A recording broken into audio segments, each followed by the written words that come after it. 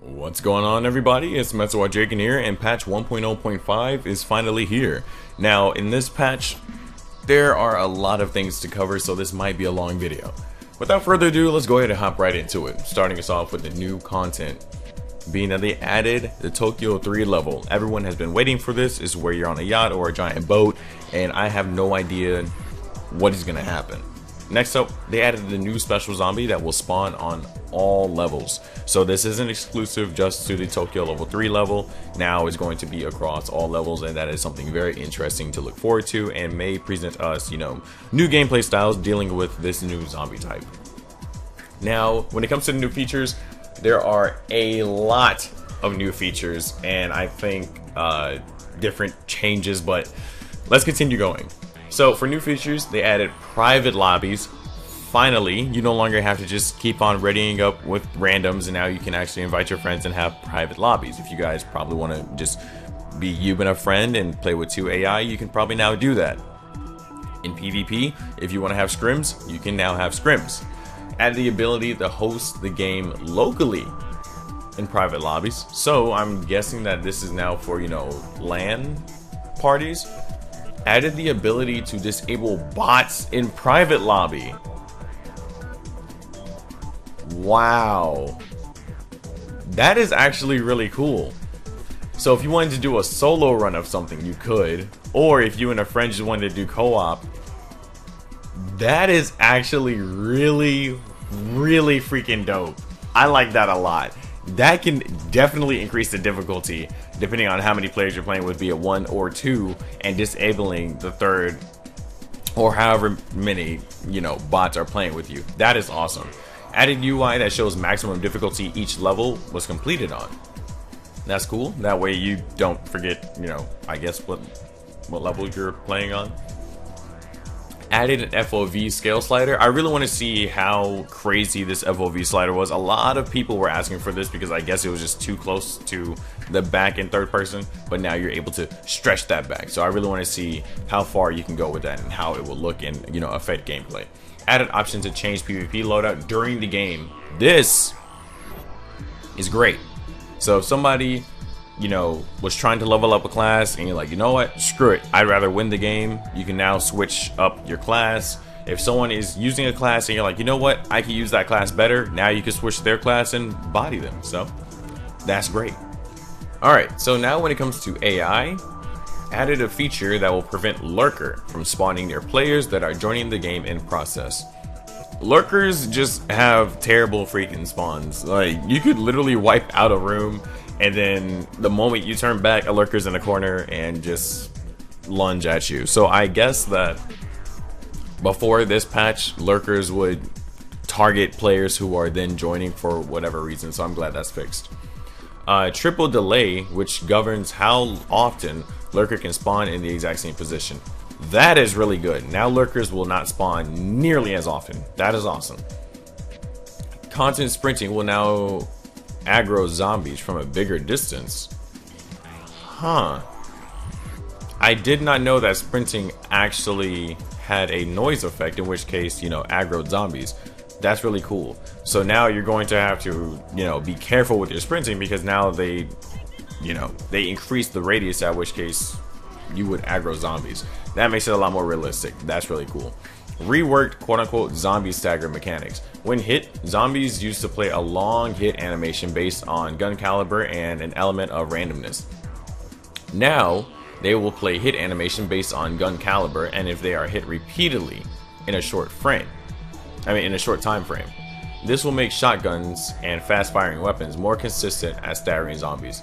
That's really cool. So they're basically making it a lot more realistic, and these patch notes are looking amazing, guys. AI director will spawn less primary weapons if players are already carrying tier 3 weapons. Okay. I don't know how that would affect the game. I don't know. Alright, moving on. When AI director decides to spawn a small wave of zombies, it will contain more zombies, but the wave duration will be shorter. Okay. Oh, okay. Okay. This is good.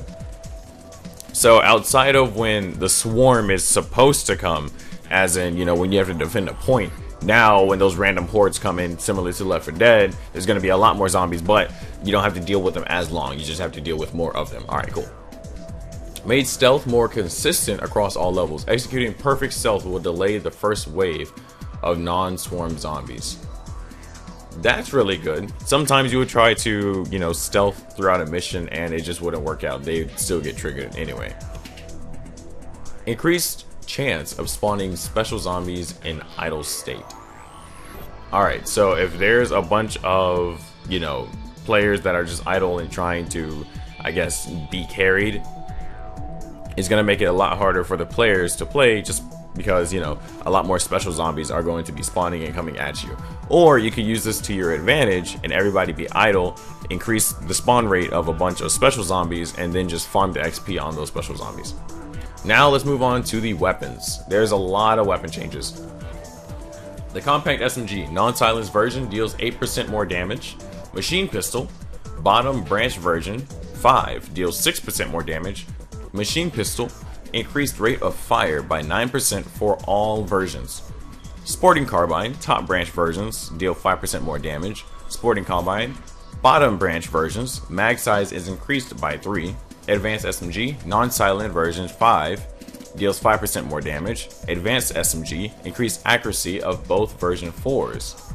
Sniper rifle top branch now has a bigger magazine and better handling. Sniper rifle bottom branch deals bigger damage with more penetration and accuracy. Heavy sniper rifle reduced projectile size to prevent accidental detonations.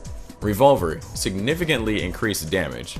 It will be able to kill a zombie on the highest difficulty with one shot. That is awesome. Double barrel shotgun double the distance at which damage begins to reduce. Double barrel shotgun reduce damage in PvP by 8%. Ouch. So before, the double barreled shotgun used to, you know, of course, 2-tap at very close range. I'm hoping that this slight 8% tweak didn't affect that. More so just affected the range at which case the damage is output at. So if you're not basically gutting somebody, it's not doing nearly as much damage due to that 8% decrease. Oh, ouch. And I'm a PvP guy, so that's really interesting. I'm gonna have to test that in private match. Secondary grenade launcher increased max ammo from 3 to 5. Okay. Alright, so that's not in PvP, that's just in PvE. Okay, cool. Improved hit detection in PvP. Ooh. If they improve the hit detection, then meleeing people may be a lot more consistent. This is looking good, guys. Alright, C4 will no longer detonate in midair if hit by a friendly fire. It can still be detonated after it lands on something. Okay, cool. That's nice to know. I don't know how that'll affect PvP, but I guess in PvE, if everybody's freaking shooting and you're like, C4 out, and then it just blows up in your face because, you know, friendly fire, or you may kill your whole entire team because of it. Now that is prevented, and that is really, really nice. Okay. Fix some of the visual upgrades not showing up properly in weapon customization screen. Fix some of the weapon variants icons not reflecting actual visual weapon upgrades on that weapon. Fix pump action shotgun displaying LOD model as well as the actual model. Fix gun recoil reset when swapping weapons. Now moving on to perks. Stim pistol will now prioritize players in down state when multiple targets are available. That's really nice. So if there's a swarm and there are people that are up and someone that is down, then now you'll have an easier time targeting the person that is down in order to revive them. If multiple players are using please stand up perk, only one will trigger if the entire team is down. Okay, so that's a nerf right there. All quote-unquote spawn with a heavy weapon type perks will now properly adjust heavy weapons that are picked up during gameplay. Okay, so say if we all, I guess, have spawn with a heavy weapon, the payload, right? Then I guess less payloads will spawn in the game and give us more rocket launchers or grenade launchers or the heavy shotguns and things like that. That way we don't have duplicate weapons. Now moving on to the stability. Improved performance, fixed several gameplay crashes, fixed several issues causing disconnects when joining friends game in progress, fixed issue that was causing 2 players appearing as the same character in a game. That's kind of sad, because if I wanted to play as Bunko Tatsumi and someone was already playing that, due to this bug I was able to still play as Bunko Tatsumi and other people play as Bunko Tatsumi. But now I can't play as Bunko Tatsumi anymore if someone else is playing as Bunko Tatsumi, and I'm sad. Now moving on to levels. Fix a large number of gameplay bugs that were causing inability to progress in levels. Made some adjustments to AI Director that will make Moscow 3, Tokyo 2, Jerusalem 1, Jerusalem 3, and New York 3 slightly harder, and Jerusalem 2 and Tokyo 1 slightly easier. I don't know what that's about, but we have, I guess, slight difficulty increase within all those levels that were listed without having to actually increase the difficulty manually. And without having to decrease the difficulty manually, we got some slight difficulty adjustments in, you know, of course, as said, Jerusalem 2 and Tokyo 1, being that it's now slightly easier. Improved navigation on Moscow 2 level. That's interesting. I don't know what that means, as in for the map layout, but now we may have to take a different route on Moscow 2 for it to be easier for players to navigate throughout the level. So that's interesting. Fixed issue that was causing zombie health scaling to trigger incorrectly for some zombies. In general, this makes very hard and insane difficulties a little bit harder. What? Okay. So I guess that they were scaling in the wrong way, and being that they would have less health than they're supposed to. So a lot of people are wanting these difficulty increases, or maybe complaining about, oh no increased difficulty just yet, because that's going to come out in the later patches. But by reading these patch notes, we're actually getting increased difficulty before the actual increased difficulty comes. So that's cool, and it's really just due to these bug fixes and fixes in general. So that's really nice to see. Now moving on to general fixes. Fixed issue that was causing aim assist to work even if it was disabled in options. Okay, that's weird. Improved pickup selection system when multiple objects could be picked up by a player.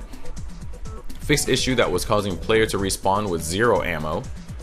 I don't know if that affects PvP. I know that when you use your heavy weapon and then you swap back to your primary, it says that you have 0 ammo. But maybe in PvE, when you actually spawn, you have just straight up 0 ammo, you can't shoot.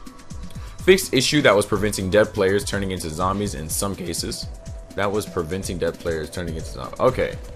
Alright, so I guess there was an issue to where if you die by a zombie, you just wasn't turning into a zombie, and it's supposed to be a lot more consistent, I guess. So now there's going to be a lot more zombie players if you die. Added backpacks for character models in collection screen. Okay, so we're already seeing some customization. That's cool. Alright. Fixed crash on party leader change during session start countdown. Fixed issue that was causing pickup progress bar not to appear in some cases.